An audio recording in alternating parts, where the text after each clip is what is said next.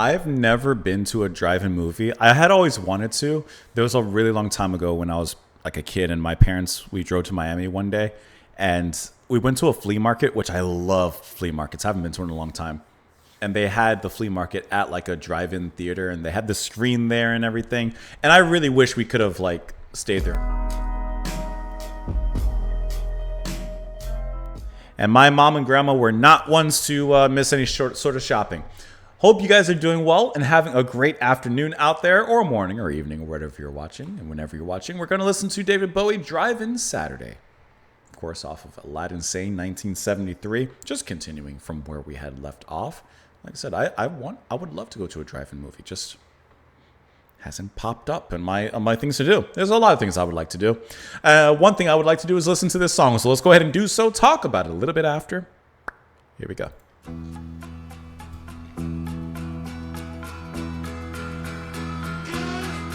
Let me put my arms around your head. Gee, it's hot, let's go to bed. Don't forget to turn on the light. Don't laugh, babe, it'll be alright. Pour me out another phone. I'll ring and see if your friends are home. Perhaps the strange ones in the dome can lend us a book we can read up alone. Try to get it on like once before. When people stared in Jagger's eyes and score like the video films we saw. His name was always Buddy, and he'd shrug and ask. This is good. She'd sigh like Twig the Wonder Kid and turn her face away. She's uncertain if she likes him, but she knows she really loves him. It's a crash course for the ravers. It's a drive-in Saturday.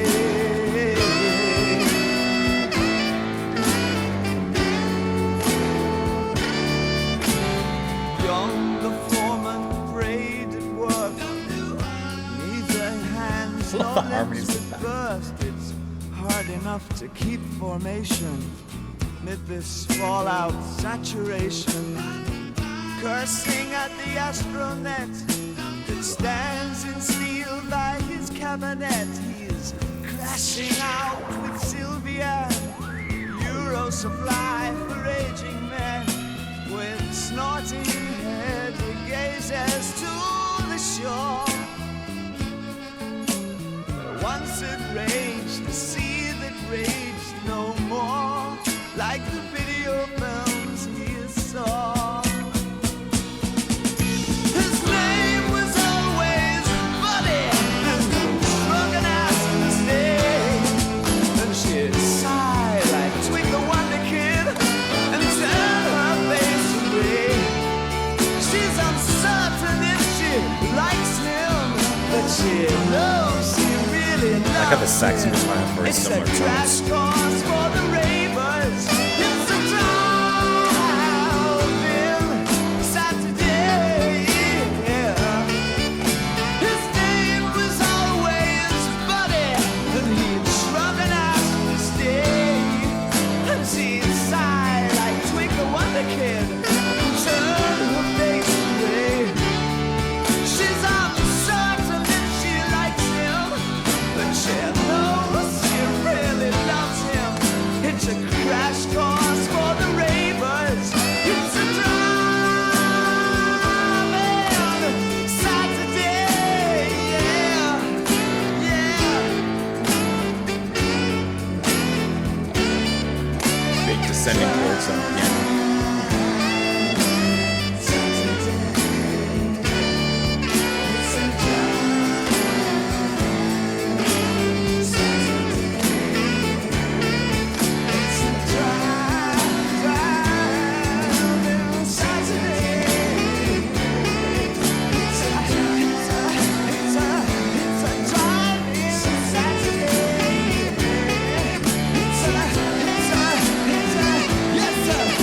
Sax and Bowie just riffing.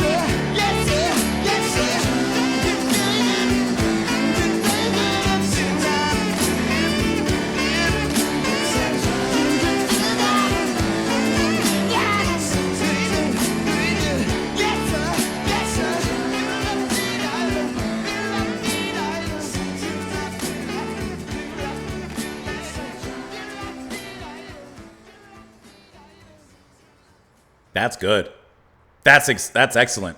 I love how the verse of the track is kind of like in that I don't know, I don't remember the exact wording, but that like old 50s sock hop kind of music where you had the lead singer and then like Frankie Vanelli and then like the other three harmony vocals, all three of them in nice matching suits, singing and swinging those harmonies in the back, like that kind of music. I really enjoy how Bowie takes that and morphs it into something completely different.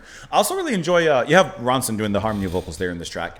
And I like how Bowie's saxophone playing and Ronson's guitar playing in the throes of this particular track, in the more high energy moments, kind of have a similar tone and kind of riff in a similar manner. Like they're both kind of blasting out the melodies at the same time. Like especially Bowie singing in the end when it's ba-da, ba-da. Even before that, in the spaces, you have the saxophone riffing and going along with the Ronson's guitar there, which I really enjoyed. A lot of the heaviness, though, is actually courtesy of the piano in this track. I was listening to those chords, those bum, bum, bum, bum, bum, like that kind of descending and heavy, deep chords from Mike Garson. Not Garson, right? But Mike Garson. I really enjoyed the heaviness that brought into it because I was listening. I'm like, yeah, the guitar, adds a rock element, but the piano is actually what's bringing it down and bringing it into the depths, as opposed to the verse where you have that more lighthearted swing. Of course, with Bowie's singing, he adds a little bit of tongue-in-cheek into some of the way he sings, but it's always a class act in the way he does that, which I just thought was a really cool track. And I love the approach that he takes to that swinging melody in the verse. And the very beginning of this track already starts you off on the right foot. Listen after this intro. That.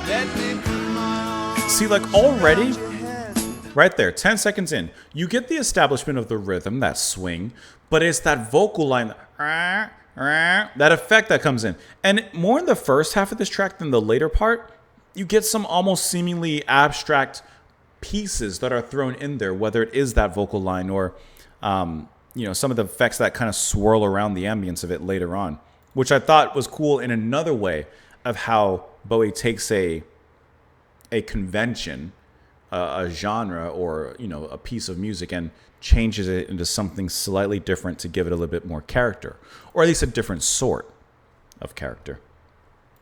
Let's look at these lyrics here. Let me put my arms around your head. Gee, it's hot. Let's go to bed. Don't forget to turn on the light. Don't laugh, babe. It'll be all right. Pour me out another phone. I'll ring and see if your friends are home. Perhaps the strange ones in the dome can lend us a book we can read up alone. And try to get it on just like once before, when people stared in Jagger's eyes and scored, like the video films we saw. Okay. They're trying to recreate the movies. I got you. His name was always Buddy, and he'd shrug and ask to stay. She'd sigh like Twig the Wonder Kid and turn her face away. This is a great line. She's uncertain if she likes him, but she knows she really loves him. It's a crash course for the ravers. It's a drive-in Saturday. I mean, I think they're just at the drive-in watching a movie, they're in the car, and my. One thing leads to another. Young, the foreman, prayed at work that neither hands nor limbs would burst. It's hard enough to keep formation amid this fallout saturation. Cursing at the astronet, who stands in steel by his cabinet. He's crashing out with Sylvian, David, the bureau supply for aging men. With snorting head, he gazes to the shore, where once had raged the sea that raged no more, like the video films we saw. He's getting old, and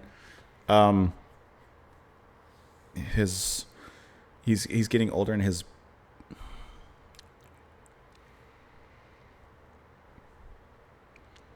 balloon isn't inflating the way it used to.